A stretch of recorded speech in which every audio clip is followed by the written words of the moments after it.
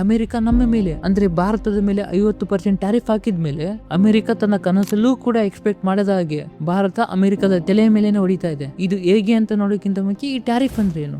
ಭಾರತದಿಂದ ಅಮೆರಿಕಾಗೆ ಎಕ್ಸ್ಪೋರ್ಟ್ ಆಗ್ತಿರುವಂತಹ ವಸ್ತುಗಳ ಮೇಲೆ ಅಮೆರಿಕ ಆಗ್ತಿರುವಂತಹ ಟ್ಯಾಕ್ಸ್ ಇದು. ಇನ್ ಸಿಂಪಲ್ ಆಗಿ ಭಾರತದಿಂದ ಅಮೆರಿಕಾಗೆ ಎಕ್ಸ್ಪೋರ್ಟ್ ಆಗ್ತಿರುವಂತಹ MTR ಮಸಾಲಾ ಪ್ಯಾಕೆಟ್ ಈ ಟ್ಯಾರಿಫ್ ಗಿಂತ ಮುಂಚೆ 100 ರೂಪಾಯಿ ಇದ್ರೆ ಈ 50% ಟ್ಯಾರಿಫ್ ಹಾಕಿದ ಮೇಲೆ ಇದು 150 ರೂಪಾಯಿ ಆಗುತ್ತೆ. ಇಲ್ಲಿ ಎಲ್ಲಾ ವಸ್ತುಗಳ ಮೇಲೆ ಸೇಮ್ ಟ್ಯಾರಿಫ್ ಇರುತ್ತಂದ್ರೆ ಇಲ್ಲ, ಇದು ಡಿಪೆಂಡ್ ಆಗೋದು ಆ ದೇಶದ ಇಂಟ್ರೆಸ್ಟ್ ಮೇಲೆ, ಆ ದೇಶದ ಎಕಾನಮಿ ಮೇಲೆ, ಆ ದೇಶದ ಜೊತೆ ಇರುವಂತಹ ರಿಲೇಶನ್ಶಿಪ್ ಮೇಲೆ ಇದು ಡಿಪೆಂಡ್ ಆಗುತ್ತೆ. ಅಮೆರಿಕ ಮಾತಾಡ್ತಿದ್ರೆ ಭಾರತ ನಮ್ಮ ಮೋಸ್ಟ್ ಫ್ರೆಂಡ್ಲಿ ಕಂಟ್ರಿ ಅಂತ ಹೇಳುತ್ತೆ. ಭಾರತ ನಮ್ಮ ಮೋಸ್ಟ್ ಇಂಪಾರ್ಟೆಂಟ್ ಪಾರ್ಟ್ನರ್ ಅಂತ ತಮ್ಮ ಫಾರಿನ್ ಪಾಲಿಸಿಯಲ್ಲಿ ಪ್ರಿಂಟ್ ಹಾಕೊಂಡು ಕೂತಿದ್ದಾರೆ.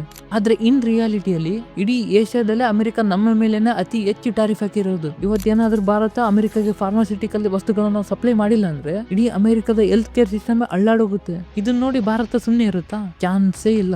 ಭಾರತ ಅಮೆರಿಕದ ಬೋಯಿಂಗ್ ಜೆಟ್ಸ್ ಅನ್ನ ಪರ್ಚೇಸ್ ಮಾಡಬೇಕಿತ್ತು. ಆ ಡೀಲ್ ನ ವ್ಯಾಲ್ಯೂ ಬಂದು 3.6 ಬಿಲಿಯನ್. ಈಗ ಆ ಡೀಲ್ ಓಡಲ್ಲಿ ಇಟ್ಟಿದ್ದಾರೆ. ಅಷ್ಟೇ ಅಲ್ಲ, ಗಲ್ವಾನ್ ಅಟ್ಯಾಕ್ ಆದ್ಮೇಲೆ 6 ವರ್ಷದ ನಂತರ ಭಾರತದ ಪ್ರಧಾನಿ ಚೈನಾಗೆ ಭೇಟಿ ಕೊಡ್ತಾ ಇದ್ದಾರೆ. ಇದಾಗಿ ಕೆಲವೇ ದಿನಗಳಲ್ಲಿ ಅಮೆರಿಕದ ಭದ್ರವೈರಿ ರಷ್ಯಾದ ಅಧ್ಯಕ್ಷ ಪುಟಿನ್ ಭಾರತಕ್ಕೆ ಭೇಟಿ ಕೊಡ್ತಾ ಇದ್ದಾರೆ. ಸೈಡ್ ಲೈನ್ ಆಗಿದ್ದಂತ ಬ್ರಿಕ್ಸ್ ಕೂಟವನ್ನ ಅಂದ್ರೆ ಈ Brazil, Russia, India, China, south America ಈ ಎಲ್ಲಾ ದೇಶಗಳು ಈ ಟ್ರಂಪ್ ಮಹಾಶಯದ ಆಟವನ್ನ ತಡೆಯೋದಕ್ಕಂತಾನೆ ಅನ್ಅಫಿಷಿಯಲ್ ಆಗಿ ಟಕ್ಕರ್ ಕೊಡೋದಕ್ಕಂತಾನೆ ರಚನೆ ಆದ ಒಂದು ಕೂಟ ಇದು. ಈ ಕೂಟ ತೆರೆ ಮೇರೆಯಲ್ಲೇ ಇತ್ತು. ಇದು ಮತ್ತೆ ಈ ಟ್ರಂಪ್ ನಿಂದ ಚಿಗುರಿಕೊಂಡಿದೆ. ಇದು ಹೇಗಾಗಿದೆ ಅಂದ್ರೆ ಬೀದಿಯಲ್ಲಿ ಹೋಗ್ತಾ ಇರುವಂತ ಆವನ ತನ್ನ ಬುಡದಲ್ಲೇ ಬಿಟ್ಕೊಂಡಾಗಿದೆ ಅಮೆರಿಕಾಗೆ. ಆದ್ರೆ ಇಲ್ಲಿ ಅಮೆರಿಕ ನಮ್ಮ ಮೇಲೆ ಯಾಕಿಷ್ಟು ಟ್ಯಾರಿಫ್ ಆಗ್ತಾ ಇದೆ, ಇದ್ರ ಬಗ್ಗೆ ನಾನು ಮುಂದಿನ ವಿಡಿಯೋದಲ್ಲಿ ಹೇಳ್ತಾ ಹೋಗ್ತೇನೆ.